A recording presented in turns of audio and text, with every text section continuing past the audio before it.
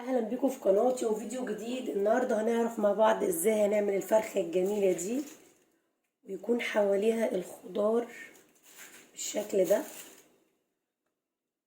بس قبل ما نبدا الفيديو ما تنسوش تضغطوا لايك وتشتركوا في القناه وتفعلوا زر الجرس، ويلا بينا نبدا الفيديو على طول. بسم الله الرحمن الرحيم. اول حاجه هنبدا بيها التتبيله. معلقه شطه، و2 معلقه بابريكا،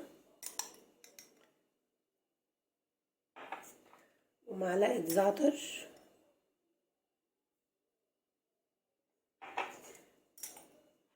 ومعلقه كزبره صغيره. كل المعالق دي صغيره.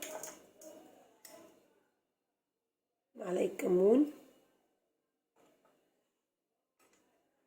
معلقه كبيره ملح، معلقه صغيره زنجبيل. هننزل عليهم ب100 جرام من الزبادي، معلقه كبيره توابل فراخ، معلقه صغيره كركم، معلقه صغيره هريسه الفلفل الاحمر الحار،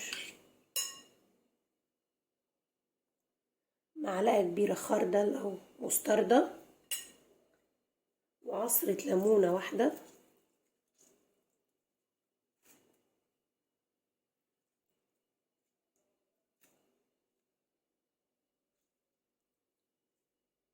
اربع معالق زيت. هنخلط المكونات الاول كويس.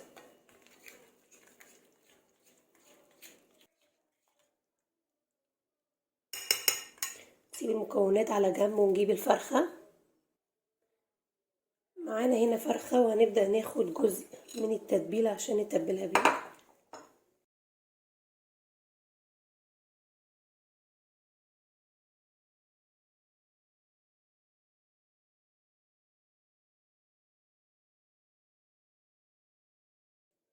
دخل بعد التتبيله تحت الجلد هنا كده.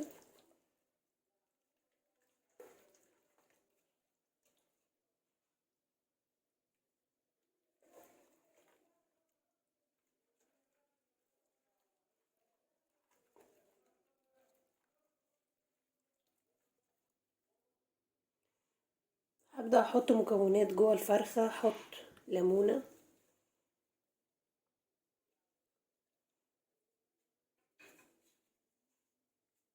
ورق لورا او ورق غار، حبهان وقرنفل،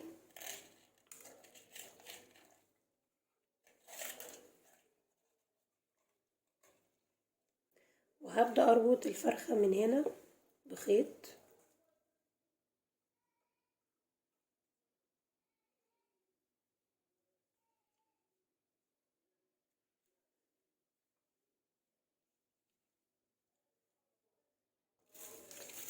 نجهز معانا الصاج وكيس حرير اللي هنحط فيه الفرخة.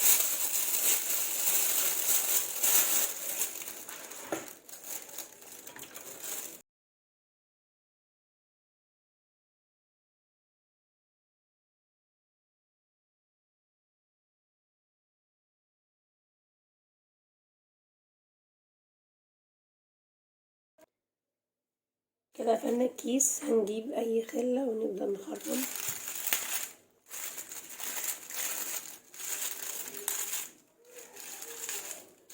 ونسيبها على جنب ونبدأ نشتغل في الخضار. 2 جزرة، عدد 2 كوسة متقطعين برضو، بس اهم حاجة التقطيع يكون كبير. 3 بطاطسيات، 2 طماطم متقطعين، بصلتين متقطعين، معلقة صغيرة ملح، 3 معالق زيت. وهننزل بباقي التتبيلة اللي معانا.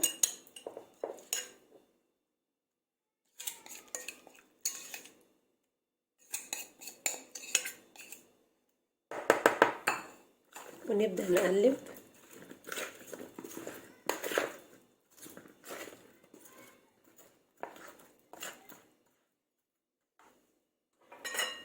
ربع كوب من الماء.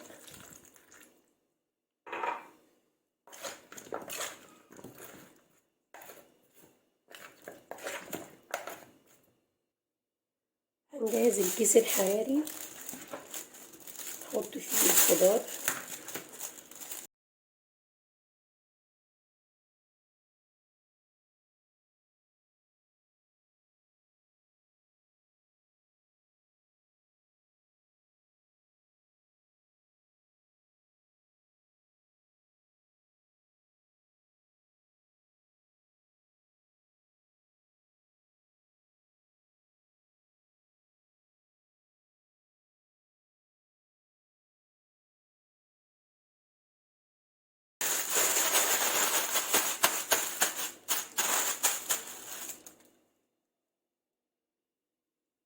هنجيب برضو حاجة بسن ونبدأ نعمل فتحات،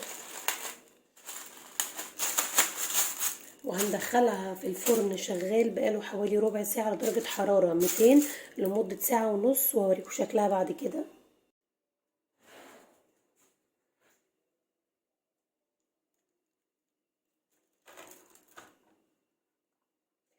ودي الشكل النهائي للفراخ، شكلها بجد جميل جدا.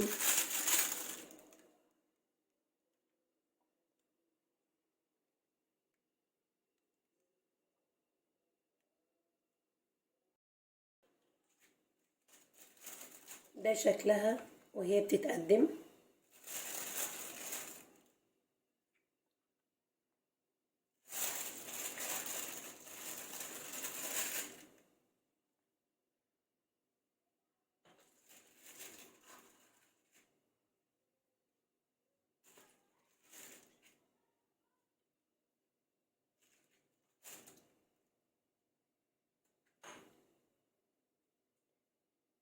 اتمنى الفيديو يعجبكم، ولو عجبكم الفيديو ما تنسوش تدعموني باللايك والاشتراك في القناة عشان يوصلكم كل جديد.